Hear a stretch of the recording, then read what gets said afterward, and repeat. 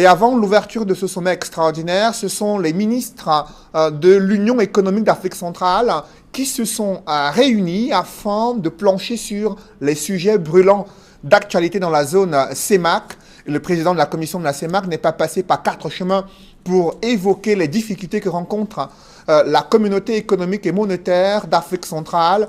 Son taux de croissance est encore jugé trop faible pour réduire de manière significative la pauvreté, et la question du franc CFA doit être abordée durant ce sommet extraordinaire des chefs d'État d'Afrique centrale. On fait le point sur ce Conseil des ministres de l'Union économique d'Afrique centrale avec Joël Essengue et Guy Zogo.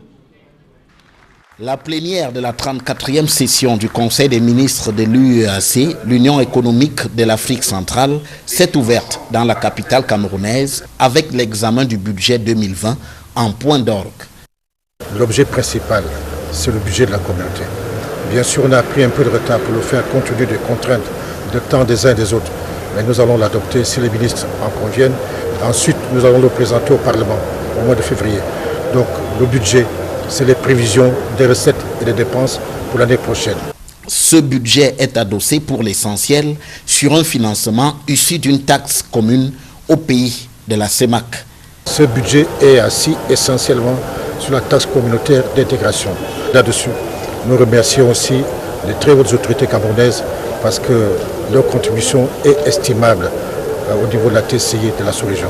Au sujet de l'intégration, l'on soutient qu'elle avance dans la sous-région Afrique centrale grâce notamment à des projets mutuels.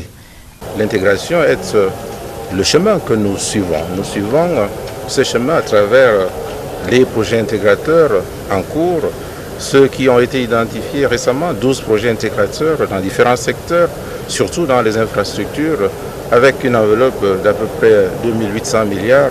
Nous allons travailler ensemble avec nos partenaires techniques et financiers pour que ce programme puisse s'exécuter. D'ailleurs, dans la foulée de l'ouverture des travaux du Conseil des ministres de l'UEAC, un protocole d'accord a été signé entre le Cameroun et la Guinée équatoriale. Le projet de construction pont sur le fleuve Outem qui relie la République de Guinée équatoriale et le Cameroun et qui va désenclaver certains pays et qui va améliorer les échanges commerciaux entre les deux pays signataires d'abord et tous les pays de la région. Depuis 2 années, le budget de la communauté économique et monétaire d'Afrique centrale connaît une baisse.